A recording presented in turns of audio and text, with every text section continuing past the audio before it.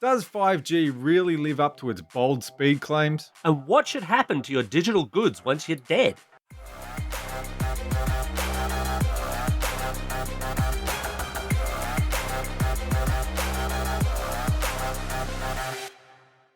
Vertical Hold is proudly brought to you by Aussie Broadband, changing the game with their award-winning network and Australian-based support.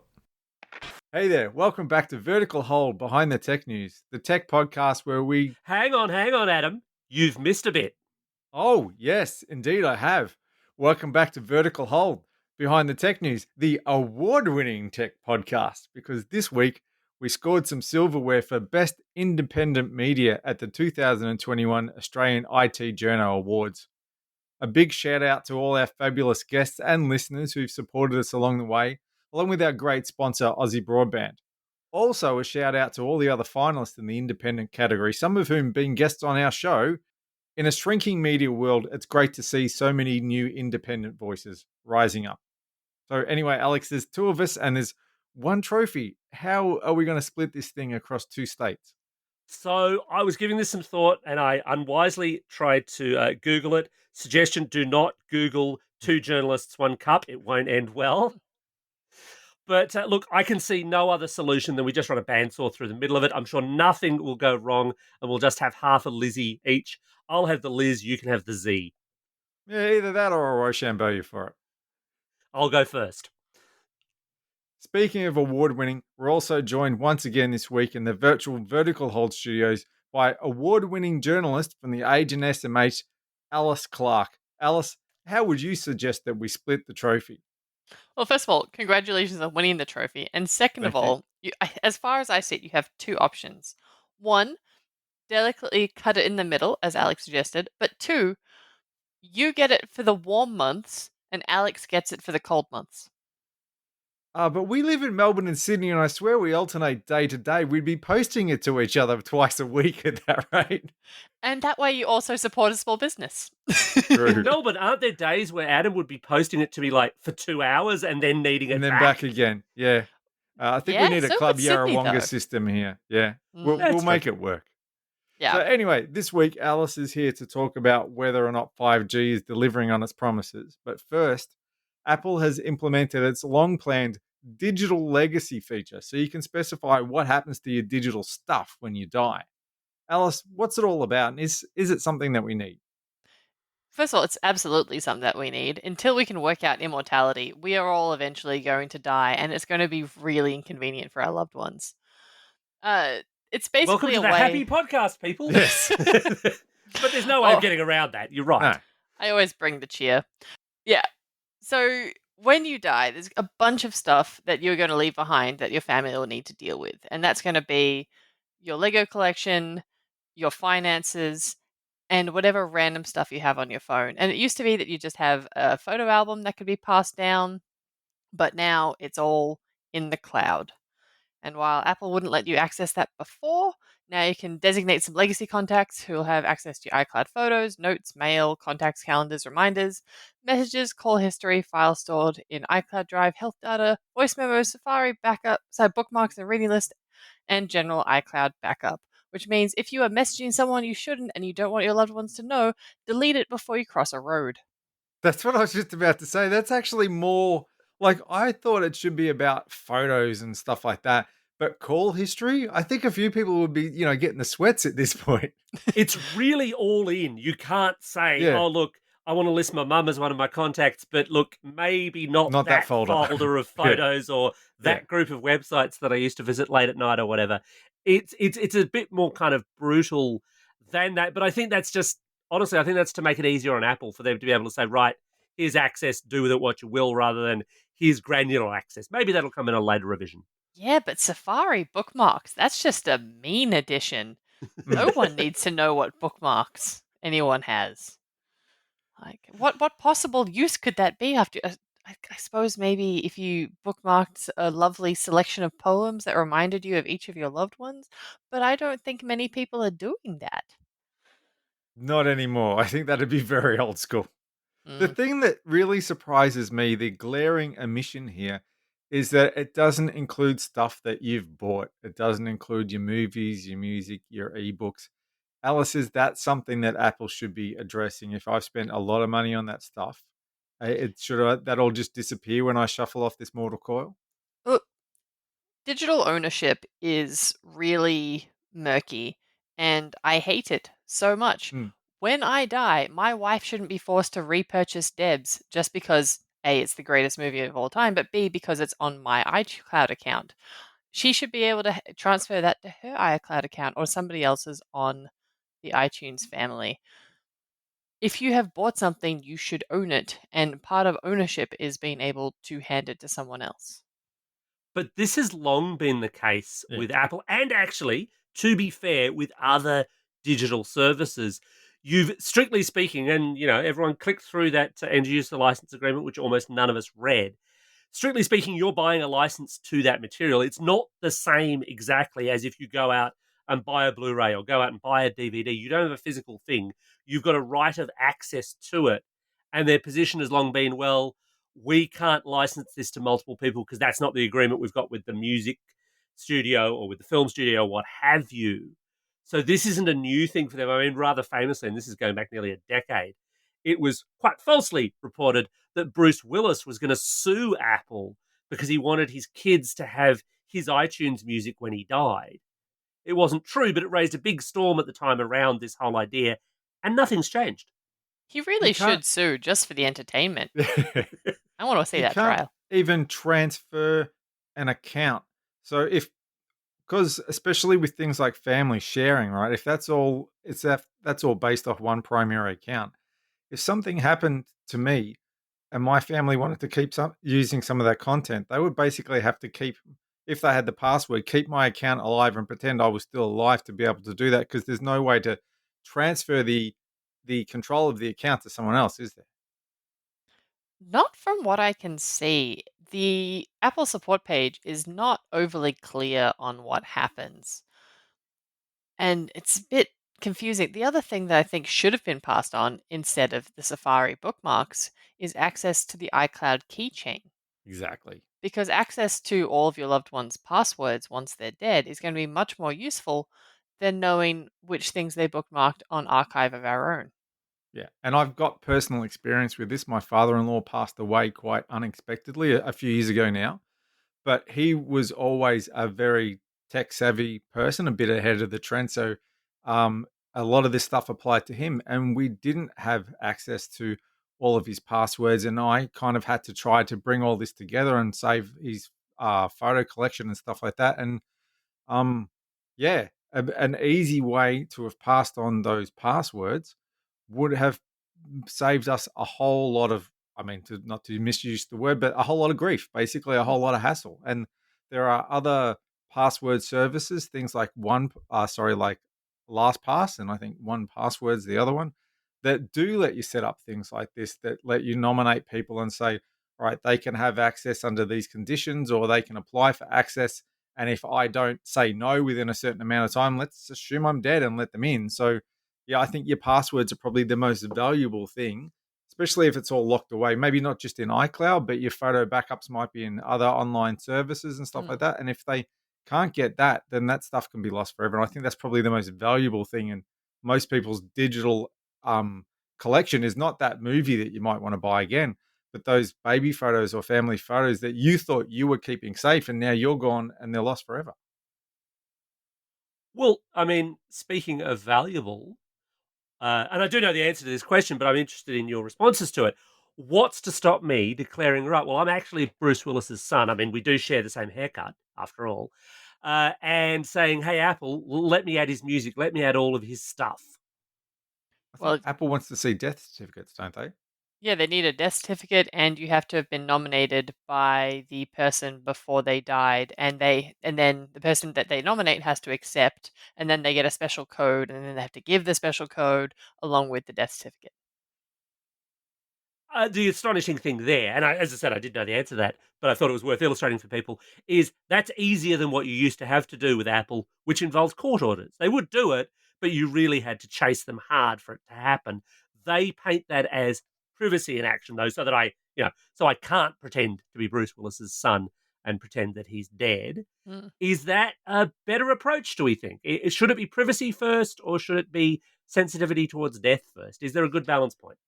I think this strikes a good balance, presuming they eventually include the purchase content and the keychain. I think having to be nominated by the dead person pre-death, having to have a code, and having to have the death certificate, that seems like enough things that need to happen before someone gets access.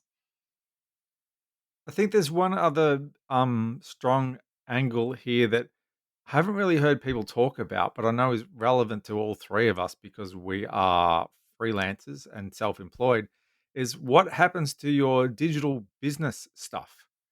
If your partner needs to sort out your affairs afterwards, if people owe you money, if there are things outstanding and it's all locked away in Zero or wherever else, are there systems in place? Because I know I've put aside instructions for my wife so she can sort all of that stuff out if something happens to me. Because if I'm the primary breadwinner and if something happens to me and people owe us money and she's got no idea of how to deal with it, then she's in trouble. So I think more people need to think about that as well as they put more of their business life into the digital world. This does remind me I should structure my business life better so somebody other than me can understand just what the hell I'm doing in it. But Exactly. I actually yeah, did part of that. When I was clean, I went through and sorted a few things out because I realized I understood it, but no one else had any chance of understanding without me there explaining what to do. And if I'm not there, they've got enough problems to deal with already without going, hang on, I don't understand all this work. So I went through and simplified a few things to make it easier for someone else to deal with it.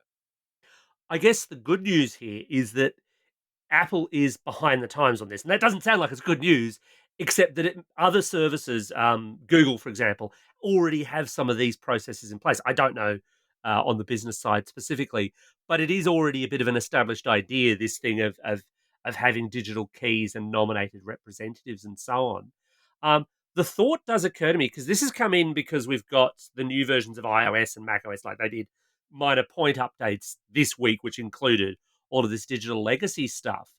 But it leaves anyone with a slightly older Apple device that might still be iCloud compatible quite high and dry. Hmm. and you know who has older devices? Old people. Who are more likely to die? Yes, that Yeah, is a big problem. And but that's one of the reasons why I don't like keeping my stuff in Apple because suddenly your devices are just a little bit too old and sorry, you're out. well, I suppose the other thing is tell your family members what your PIN is to get into the phone.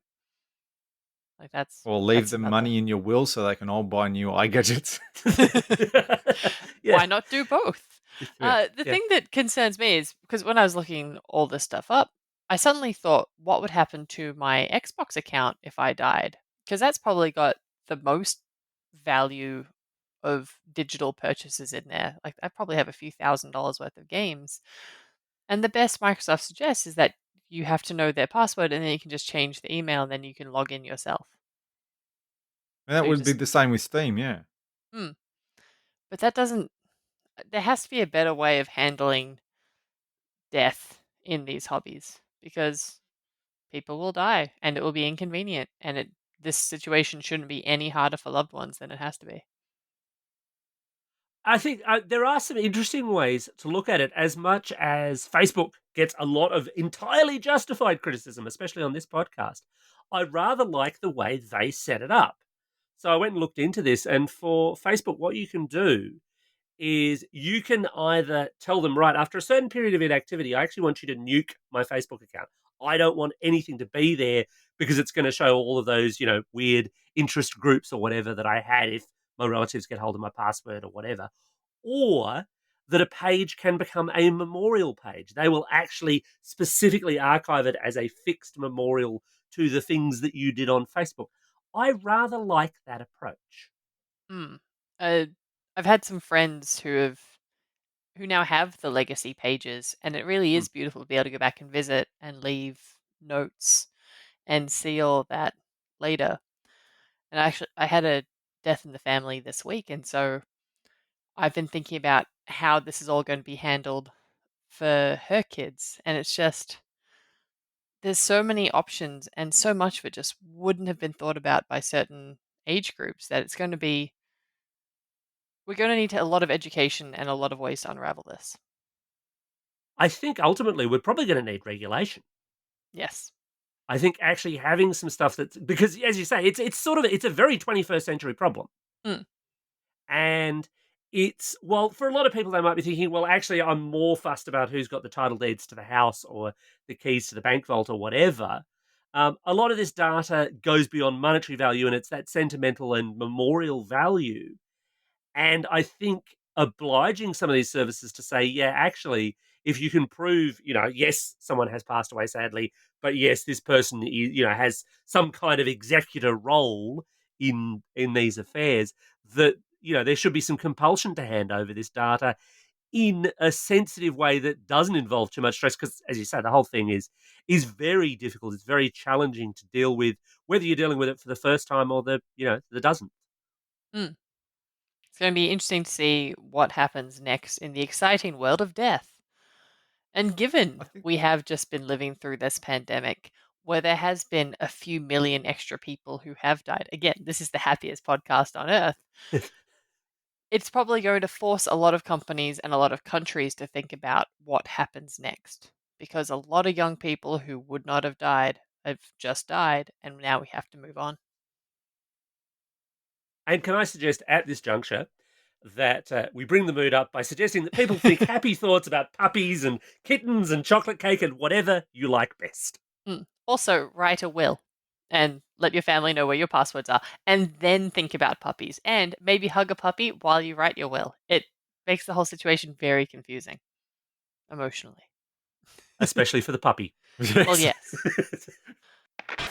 So, for the past couple of years in the mobile phone space, the big story has been 5G. 5G is coming, 5G is here, 5G is the future, and it's fast, fast, fast, fast, fast. And this week, Ookla, who are the people behind Speed Test, actually released a bunch of figures on how fast 5G actually is across the globe, including details about how fast 5G is in Australia. Alice, does 5G live up to the hype? Yes and no. It is definitely much, much, much faster than 4G. I think on the iPhone 13 was more than 4 times faster than the iPhone 11. But it doesn't live up to the gigabit speeds we were promised and that I occasionally manage to get. So, yes, much, much better than 4G, not as good as we were promised. When 5G first came along, it didn't look that impressive in Australia because we had some of the world's best 4G. So does that mean they've got their act together now with 5G, and is it just better coverage, or is it faster speeds, better towers? Like, how is it all coming together? If you're a Telstra customer, then yes, it is much better coverage, much faster speeds, also better phones with better antennas. If you're an Optus customer, unfortunately, like me, and you've spent the last 2 years largely inside, you won't really have experienced 5G, because even though I am next to a window and I can look at a 5G tower, I cannot get 5G inside because Optus doesn't do that still. Well, it's an interesting thing because the 5G inside relates to the technology. And I wonder about these figures as an absolute because, as you say, lots of us have spent lots of time stuck inside because of the pandemic, which means the mobile aspect of 5G perhaps hasn't been getting the usage that it has. You've got to balance that against a huge bank of 4G devices, which on averages are going to push those speeds down just because you've got more numbers to play with. And then you've got to deal with the fact that we've only just recently hit millimeter wave 5G. Everything has been sub 6 gigahertz, which is the slower flavor of 5G. And yeah, they're interesting figures, but then I don't think they're the end of the argument, especially when you consider both Telstra and Optus claim to have the fastest 5G networks in Australia simultaneously. Yes, which I'm sure is very possible.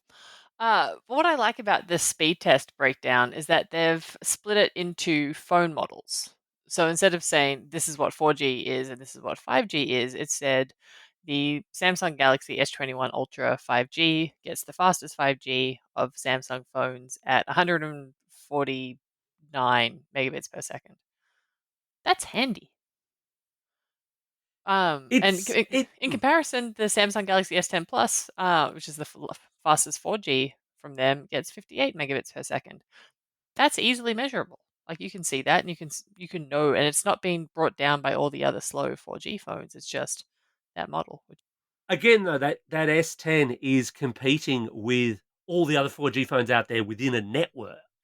So there's that kind of balancing factor for it. And I remember we had when we had Dan Tyson on the show a little while back discussing the Pixel 6 Pro, which is the only thing you can get right now on a phone with millimeter wave. He was commenting for him it was all irrelevant anyway because he was nowhere near a 5G tower of any stripe. I do remember trying to test the iPhone 12 last year during lockdown and having to walk to the one block within my radius where I could get 5G.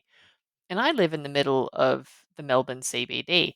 I should have access to 5G all the time in all places. And yet. I remember I was testing, it was 4G Pro or Max or X, whatever it was, the advanced 4G from Telstra. And they said to me, if you go into the center of Melbourne, if you stand basically in this corner or these few blocks, you will get the best speeds, but don't tell anybody because we don't give the general public that level of granular detail into where our coverage maps are, but we'll tell you because we want you to get the speeds. Which is great for you for that one test, but it's not going to give anybody a real world experience. I can go to the one block where I know I will get really great 5G coverage in the city, and I will routinely get more than gigabit download speeds, which is the only place I get a connection faster than my home connection. But I won't get that on mobile in my home.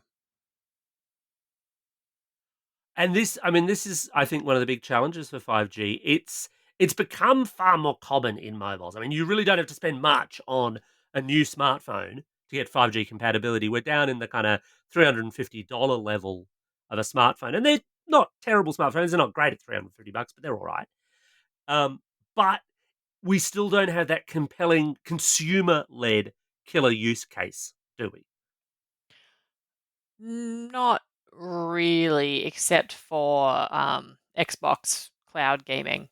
Like for that, you need all the speed you can get. And I do quite enjoy going to this one place where I know I get very good 5G and sitting outside and playing my Forza in the sun and pretending that I'm an outdoorsy person. That's nice. At last, the perfect 5G use case. Everyone should just be playing Forza in the sun. They really should. It's a wonderful way to spend your time. Apart from cloud gaming, though, are there any other things that you really can't do on 4G that are so much better on 5G? Like it doesn't make a difference for Netflix, for example. Netflix will only go so fast. The picture's only so good.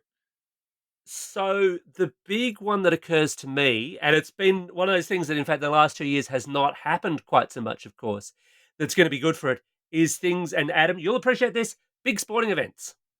Those spots where you'd go, or where there were lots of other people, or airports, or places where there are lots of people, they're all on their phones, they're all trying to get something happening, and you suddenly realize, well, it looks like I've got full bars of 4G, but I can't get a data signal out to save myself. Yeah, but that's not about speed. That's about capacity, though. But that's still 5G. It's still 5G. Has better You're right. Capacity, it has better capacity within to serve that. And in theory as well, we've got the whole load balancing idea that if you're on 5G in that airport at that sports fixture, then you're not taking up 4G, which means if I'm sitting on a 4G phone, maybe I can vaguely get a message out to someone in a reasonable kind of time frame. God, so remember crowds? They sucked. Everything you just described sounds awful. Yeah, I remember being at the AFL Grand Final and sending a text message at halftime that reached someone after the game, I think. But that's the problem. They've always pitched this stuff as speed, speed, speed. And so we get to 5G and we go, oh, more speed, because we haven't maybe they haven't made enough of a big deal that no, it's not about speed, it's about capacity. Yeah, those ads were what's 5G and then various things that told me absolutely nothing about 5G really did not explain it very well. The most information I got about 5G was that apparently it will kill you and also is in vaccines. which great. I feel compelled to point out that neither of those things is actually true, and Alice is grinning at the moment. She knows these things are not true. It will not kill you. It ain't in vaccines. I And wish it was in it's not a vaccines. mind-controlled ray. Obey then Bill I would Gates. get coverage inside if it was in the vaccine. That'd be great. That would be beneficial. We'll mention it to Bill Gates next time we talk. Yeah, do. Speaking of the earpiece. On the coverage side, we are also starting to enter the dying days of 3G. Long live 3G. It was so good while it lasted. I have great memories of 3G.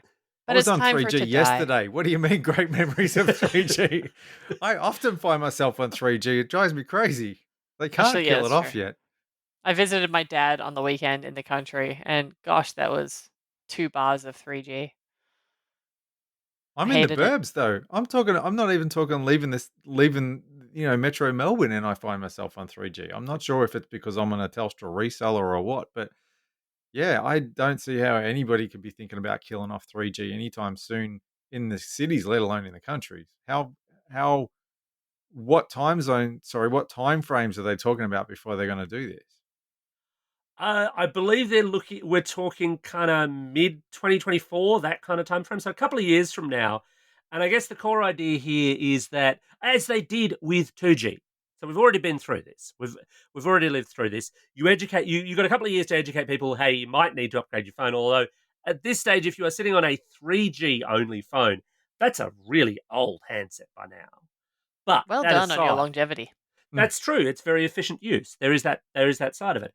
But the idea is that you then refarm out that spectrum to improve 4G. So maybe Adam doesn't get 5G, but he gets 4G because he lives in a little valley or a dead zone or what have you. So that covers what Telstra's doing. Obviously, they're only 1/3 of Australia's networks. Do we have a picture of the Optus and Vodafone plans in this direction? Well, as far as I know, Optus and Vodafone haven't set specific dates when they want to kill off 3G. But what they are doing, particularly Optus, is they're taking some of the bands that they use for 3G, like the 2100 stuff, and moving that across to 4G and 5G. So they're scaling back their 3G and just using the lower, I think the 900 megahertz, but they're not talking about killing it off completely. Which makes sense because those lower bands tend to have slightly better distance propagation. And through walls and windows propagation. Exactly. Getting into Alice's living room, basically. Wouldn't that be the dream? But people who travel should keep in mind that if you are using a 3G phone and you plan on taking it with you when travel is a thing again, T-Mobile is going to turn off 3G in the US in 2022, including all the 3G they got through their merger with Sprint. My memories of using T-Mobile in the US would suggest that I wouldn't necessarily notice if they'd switch it on or off because I'd have to be able to get a signal in the first place. Yeah, they're not great. But it is interesting that other countries are moving ahead faster on the 3G switch off than we are. It's absolutely true. And we were ahead of the pack for a lot of Europe, for example, on switching off 2G, such that they did start warning some tourists coming here, hey, if you're coming here with just a 2G phone and you think you're going to be able to roam, well, maybe you won't, or maybe you need to upgrade your phone. Well, that just about wraps up another episode of Vertical Hold. Award-winning Vertical Hold, thank you very much. You're right, that just about wraps up another award-winning episode of Vertical Hold. Thanks to award-winning Alice for joining us for this week's award-winning show. Thank you for having me. Lots of awards. Awards. And you've been on the show a number of times. You know what you're about to face. The Vertical Hold 3 questions, oh doom. Okay, what are the questions? Where can people find your work online? Where can they find your social media online? And our current big contentious question, given that scientists have trained rats to play Doom in VR, what video game, classic or not, should they be trained to play next that isn't Forza? Ooh. Okay. My answer actually wasn't going to be Forza, just to surprise you, but I'll get to that at the end. Okay. So you can find my work online at the Age of City Morning Herald, finder.com.au, Byteside, bunch of other places. And you can find out those places if you follow me on Twitter at AliceDKC. And the game I think mice should be trained to play is American McGee's Alice, the original one. Not because it's a particularly great game, but just because I want to see like rats play it. I think it would be cool. You want to freak out rats, basically. I want to freak out rats a lot. I just think it would be nice. They can have a good afternoon. They can indeed. And as always, you can catch us online at verticalhold.au on Twitter, via the Vertical Hold Facebook page, or at verticalhold.com.au. And as always, thanks everyone for tuning in. Don't forget to tell your friends about us and go out and leave us a review on your podcasting platform of choice to help us spread the good word and hopefully win some more awards next year.